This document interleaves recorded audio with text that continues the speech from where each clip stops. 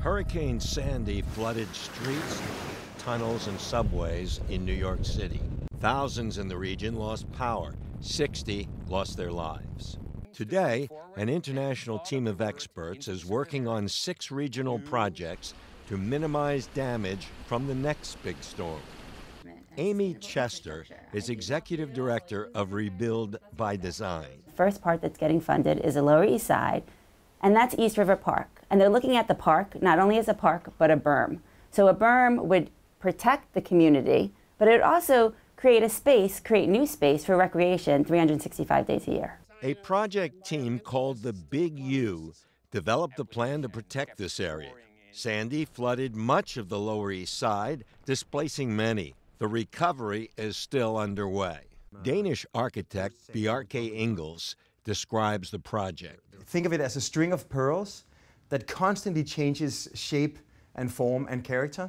And for each part of the Big U, we've had intensive meetings with the local communities, and they've told us what they wanted, which things they were missing, which things they were afraid of, and then we've tried to sort of design essentially the flood barrier in a way that it also becomes pavilions for markets or different sort of public amenities. We're talking about like Hurricane Sandy, and we're talking about the new efforts to build flood protection on the waterfront. You might have heard. Damaris Reyes is executive director of Goals, or Good Old Lower East Side. She says the Big U design team listened to what the community had to say.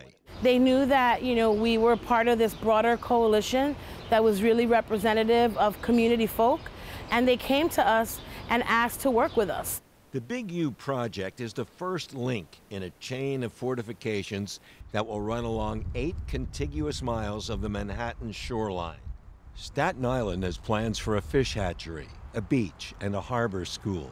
Hunts Point Market in the Bronx and nearby Hoboken will be protected, and wetlands in New York and New Jersey will be revitalized to lessen the impact of a storm surge like Sandy's. Holly Light, a government administrator on the project, says they looked all over the world for ideas. It's much more sophisticated in other parts of the world than it is here right now. And so that element of people who have built real projects for resiliency for other parts of the world and seen what works and what hasn't worked as well, we wanted to tap into that experience and that knowledge base. With the project plans completed, the hardest part may be yet to come. The Rebuild by Design team will have to coordinate the plan among tens of federal agencies and city and state governments. Bernard Shusman, VOA News in Manhattan.